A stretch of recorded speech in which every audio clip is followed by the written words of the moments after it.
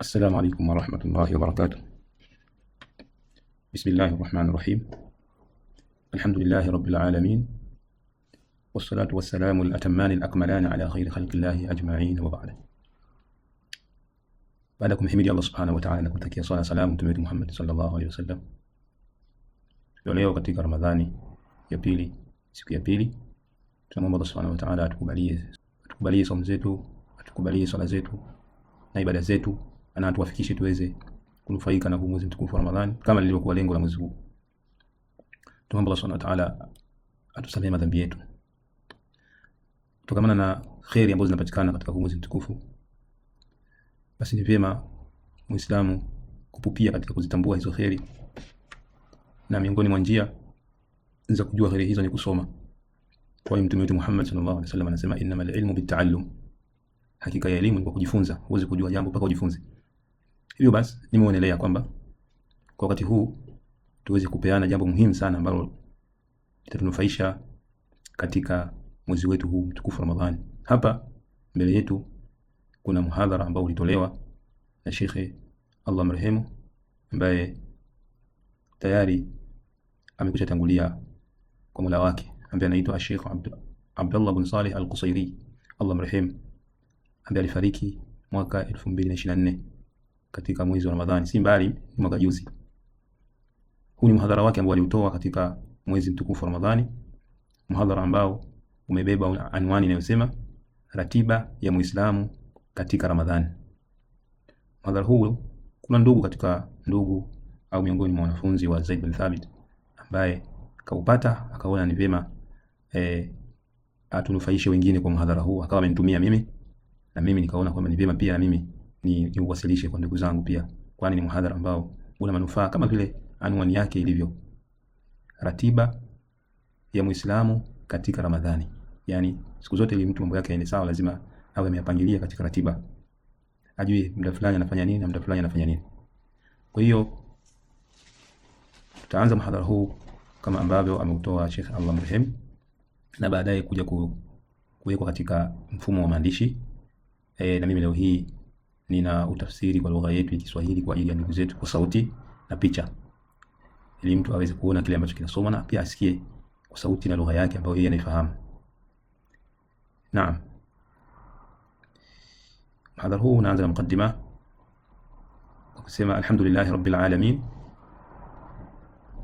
wa sallallahu wa baraka ala abdihi wa rasulihi nabiyina sallallahu alayhi wasallam. Sifa njema zote ni za Allah Mola wa ulimwengu, na swala na salam ziwe juu ya mja wake na mtume wake Muhammad sallallahu alayhi wasallam ziwe juu yake, wa ala alihi wa ashabihi, amma ba'd, lakini pia ziwe juu ya ali zake na masahaba wake. Ama baada ya utangulizi huo, fa inna dhikra tanfa'u almu'minin, hakika ya ukumbusho ni wenye kuwanufaisha waumini. Ja'alana Allahu jami'an mimman yastami'una alqawla wa yattabi'una ahsana. Tunamwomba Allah subhanahu wa ta'ala tujalie sisi wote kuwa ni miongoni mwa wale ambao yastami'una alqawla wa yattabi'una ahsana, wanasikia kauli, wanasikia maneno mengi tofauti tofauti, na wao wanachambua yale kwa mazuri na yenye kuwanufaisha. Watu hao Allah anasema ulaika alladhina hadahumullah wa ulaika hum ulul albab, hao ndio watu ambao Allah subhanahu wa ta'ala amewaongoza, na hao ndio watu wenye akili. Aya hii, haya ni maneno ya Allah subhanahu wa ta'ala akiwa anawazungumzia watu wenye akili. Ni wale ambao huwa wanachambua mambo, sio wanapokea kila wanachokisikia kwa watu, wao wanakibeba na wanakifanyia kazi. Na yakizungumzwa maneno yaliokuwa mazuri hapa, bila shaka ni maneno ya Allah subhanahu wa ta'ala. Yenyewe ndio maneno mazuri kuliko maneno mengine. Ikiwa utasikia maneno sehemu na ukasikia maneno ya Allah subhanahu wa ta'ala, na haya yanakuelekeza hivi na haya yanakuelekeza hivi, basi bila shaka wewe itabidi utafute yale maneno yaliokuwa bora zaidi, nayo ni maneno ya Allah subhanahu wa ta'ala. Ukifanya hivyo, wewe utakuwa ni miongoni mwa watu wenye akili. ومما نتذاكر به أن المسلم ينبغي له أن يكون على باله في سائر الأوقات أنه في رمضان. Na miongoni mwa mambo ambayo tunakumbushana ni kwamba Muislamu anatakiwa awe makini na atie akilini katika nyakati zote kwamba yeye yupo katika mwezi wa Ramadhani. Sasa Muislamu anatakiwa atambue hilo kwamba yeye sasa hivi yupo katika mwezi mtukufu wa Ramadhani, wa anna Ramadhana khassahu Allahu azza wa jalla bi khasa'is kathira, na kwamba Allah subhanahu wa ta'ala ameuhusisha huu mwezi mtukufu wa Ramadhani kwa mambo ambayo ni maalum, tena mengi sana. Minha annahu yudha'afu fihi al-amal, miongoni mwa hayo mambo ni kwamba katika huu mwezi mtukufu wa Ramadhani yudha'afu fihi al-amal, kwamba matendo katika mwezi huu wa Ramadhani yanalipwa zaidi na zaidi kuliko miezi mingine. Wa minha annahu yudha'afu fihi thawab, na kwamba Muislamu atakiwa ajue katika huu mwezi kwamba malipo yanazidishwa. Annahu yustajabu fihi ad-du'a, na afahamu ya kwamba katika huu mwezi dua zinakubalika. Minha anna lidhikri fihi sha'nan 'inda Allah, na mtu atambue kwamba swala zima la kumtaja Allah subhanahu wa ta'ala katika mwezi huu ni jambo ambalo lina uzito mkubwa mbele ya Allah subhanahu wa ta'ala. Wa ashrafu dhikr al-Qur'an, na dhikri ilikuwa tukufu zaidi ni Qur'an. Wa minha fadlu as-sadaqati fihi, na mtu atambue kwamba kuna ubora mkubwa wa sadaqa katika huu mwezi mtukufu wa Ramadhani. Wa it'am at-ta'am, na kulisha chakula. Wa minha hifdhu as-siyam fi an-nahar, pia atambue kwamba kunatakikana kuhifadhi saumu katika mchana. Mimma yubtiluhu min al-mufattirat, kuhifadhi kutokana na yale ambayo yanaibatilisha saumu hii katika mambo yanayoifunguza saumu ya mtu. Au yunqitu sawabahu min al-umuri al-ma'nawiyya, au mtu awe makini sana na mambo ambayo yanapunguza malipo yake, malipo ya saumu yake katika matendo al-ma'nawiyya, kalkadhib wal-buht, kama vile uongo na uzushi, wal-ghiba wan-namima, na kusengenya na uchunganisho, ghairi dhalika min al-umur, na mengineyo katika mambo. Wa minha anna ala al-insan fihi an yuhafidha ala laylihi, na ifahamike pia kwamba katika huu mwezi wa Ramadhani mtu anatakiwa au hifadhi usiku wake. Wa yu'ammiruhu bilqiyam, na huu usiku aweze kuuimarisha kwa kuswali usiku. Liyafuza bilmaghfirah, ili aweze kufaulu kwa kupata msamaha. Fa innahu man sama ramadhana imanan wa ihtisaba ghufira lahu ma taqaddama min dhanbi, katika mambo yalivyo, yule ambaye ataifunga hii Ramadhani kwa imani na kutarajia malipo ya Allah subhanahu wa ta'ala, atasamehewa madhambi yake yaliyotangulia. Wa man qama ramadhana imanan wa ihtisaban ghufira lahu ma taqaddama min dhanbi, na yule ambaye atasimama kisimamo hichi cha Ramadhani kwa imani na kutarajia malipo ya Allah subhanahu wa ta'ala, basi mtu huyu atasamehewa madhambi yake yaliyotangulia. Huu ni utangulizi wa mhadhara wetu. Sasa tunaingia katika vipengele ambavyo vinamfanya mtu aweze kuipangilia vizuri ratiba yake katika huu mwezi mtukufu wa Ramadhani.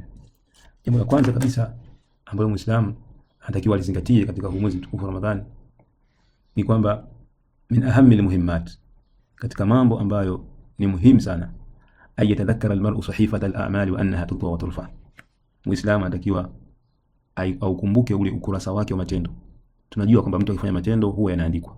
Kwa hiyo mtu anatakiwa ajue ile sehemu ambapo matendo yake yameandikwa, awe anajua kwamba kuna matendo aliyofanya siku hiyo yameandikwa, na kwamba hayo matendo yaliyoandikwa hunyanyuliwa na hupelekwa kwa Allah subhanahu wa ta'ala.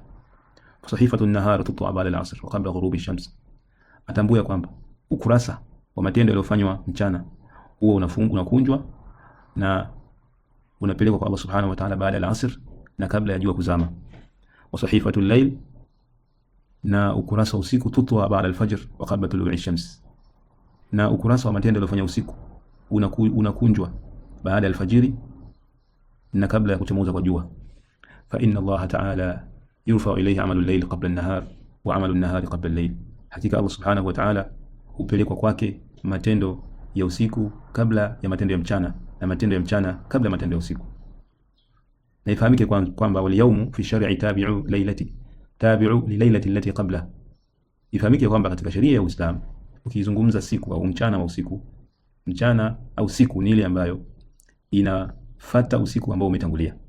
Kwa maana kwamba tukizungumza leo ikiwa ni siku ya Alhamisi, basi hii siku ya Alhamisi inafungamana moja kwa moja na usiku ambao kabla yake ndio imeingia hii Alhamisi. Yani usiku ambao tuliswali tarawih jana ni usiku wa leo, unaitwa usiku wa Alhamisi. Na usiku tunaoingia sasa baada ya huu mchana wa leo, huu unakuwa ni usiku wa Ijumaa, ni usiku wa kuamkia Ijumaa. Kwa hiyo usiku wa kuamkia Alhamisi unaingia katika Alhamisi, na usiku wa kuamkia Ijumaa unaingia katika Ijumaa. Hivi ndivyo sheria inavyozingatia masiku. Fal-laila sabiqatu lil-yawm, kwa hiyo usiku unaitangulia siku, usiku unaitangulia siku.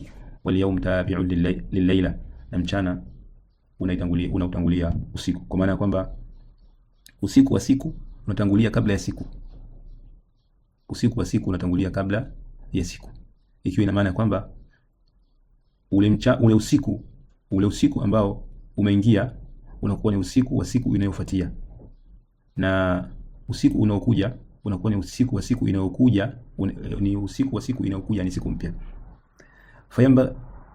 Fayantahi barnamijul yawm wal layla bi ghurubi ash-shams. Kwa hiyo basi mtu atakiwa ajue ratiba yake ya mchana na usiku inaishia pale jua linapozama. au bilfaraghi min salati al-asr yawmiyan, au kwa kule kumaliza kuswali salati al-asr kila siku. Kwa hiyo haya maelezo yalikuwa yanakupa picha ya siku yako na namna ambavyo unatakiwa uizingatie na namna ambavyo sheria inaizingatia. Unapoanza kupanga ratiba, basi ratiba yako inabidi ianze usiku kuamkia siku inayofuata, na mwisho wa hiyo siku ni jioni baada ya alasiri kabla ya jua kuzama. Fa'ala al-mar' ay yahris ala an yakhtima sahifatahu bil istighfar, basi mtu anatakiwa apupie katika kuhitimisha ukurasa wake wa matendo kwa kumsabih, kwa kuomba msamaha, kufanya istighfar, muomba Allah subhanahu wa ta'ala msamaha. Fa inna Allah azza wa jalla, hakika Allah subhanahu wa ta'ala qad athna ala al-mustaghfirin wa wa'adahum al-khairat, hakika amewasifu wale watu wanaomba msamaha na amewaahidi khairi kathiran, heri nyingi. Minha anna Allah azza wa jalla yubariku lahum, miongoni mwa hayo ni kwamba Allah subhanahu wa ta'ala anawabariki watu hawa fi al-auladi wal amwal, katika watoto na mali, wal ahli na wake. Minha anna Allah ta'ala yubariku lahum fil a'mar, na kwamba Allah subhanahu wa ta'ala kwa istighfar, basi Allah subhanahu wa ta'ala anawabariki watu hawa wanaofanya istighfar katika umri wao. Wa minha anna Allah ta'ala, na miongoni mwa faida za istighfar ni kwamba Allah subhanahu wa ta'ala yuwassi' lahum min al-rizq, wa subhanahu wa ta'ala anawapanulia riziki watu hawa. Wa minha anna Allah ta'ala yumatti'uhum fi quwwahum, na kwamba Allah subhanahu wa ta'ala watu anawapa raha ya nguvu yao, yani nguvu ya miili yao, kasami'i wal basar, kama vile kusikia, kuona, wal quwwati al badaniyati wal aqliyah, na nguvu ile ya kimwili na nguvu ya kiakili. Wa minha anna Allah ta'ala yastajibu lahum ad-du'a, na miongoni mwa mambo hayo ni kwamba Allah subhanahu wa ta'ala anazijibu dua zao hawa watu. Wa minha anna Allah yarhamuhum wa yuwaddiduhum, na Allah subhanahu wa ta'ala anawahurumia watu hawa na anawapenda. Wa minha anna Allah yuziduhum min al-amwali wal awladi wa hakadha, na miongoni mwa faida ni kwamba Allah subhanahu wa ta'ala watu hawa anawazidishia mali na anawazidishia watoto na kuendelea. Falil istighfar fawaidun kathira, tambua kwamba istighfar ina faida zilizokuwa nyingi. Wa fi sahih an an-nabi sallallahu alayhi wasallam qala, imekuja katika hadithi sahihi kwamba nabii sallallahu alayhi wasallam yake amesema, tuba liman wajada fi sahifatihi istighfaran kathira, ni uzuri ulioje kwa yule ambaye atakuta katika ukurasa wake kuna istighfar nyingi. Jaa fi al-hadith an an-nabi sallallahu alayhi wasallam, imekuja katika hadithi kutoka kwa nabii sallallahu alayhi wasallam juu yake akisema, anna shaytana qala, kwamba shaytan amesema, ahlaktu bani adama bidhunub, hakika mimi nimewaangamiza wanadamu kwa madhambi, wa ahlakuni bil istighfar, na wao wameniangamiza mimi kwa istighfar, kwa kutaka msamaha. Wa anna shaytana qala mukhafib Allah ta'ala, na kama shaytani amesema huko akimsemesha Mola wake, wa izzatika wa jalali, ina hapa kwa utukufu wako, la ughwiyannahum ma damat arwahuhum fi ajsadihim, hakika mimi nitawapoteza hawa watu, hawa wanadamu, maadamu roho zao bado zipo katika miili yao. Qala Allah ta'ala, subhanahu wa ta'ala akasema kumjibu huyu shetani, wa izzati wa jalali, inaapa kwa utukufu wangu, la aghfiranna lahum mastaghfaruni, basi mimi nitawasamehe maadamu wao wataniomba msamaha. Fahadhihi min alfuras, basi hizi ni katika fursa, anna al-insana yakunu indahu iqbalun ala Allah azza wa jalla, ya kwamba mwanadamu yeye anakuwa na hali ya kumwelekea Mola wake mwenye nguvu alitukuka, wa raghbatun ilayhi fi nihayati an-nahar, na anakuwa anatamani kumsemesha Mola wake na kukutana na Mola wake mwishoni mwa siku yake, wa fi nihayati al-layl, na mwishoni mwa usiku, fayamla sahifatahu, basi mtu huyu anakuwa ni mwenye kuujaza ukurasa wake, wa yakhtimuha bil istighfar, na anakuwa ukurasa huu anauhitimisha na istighfar.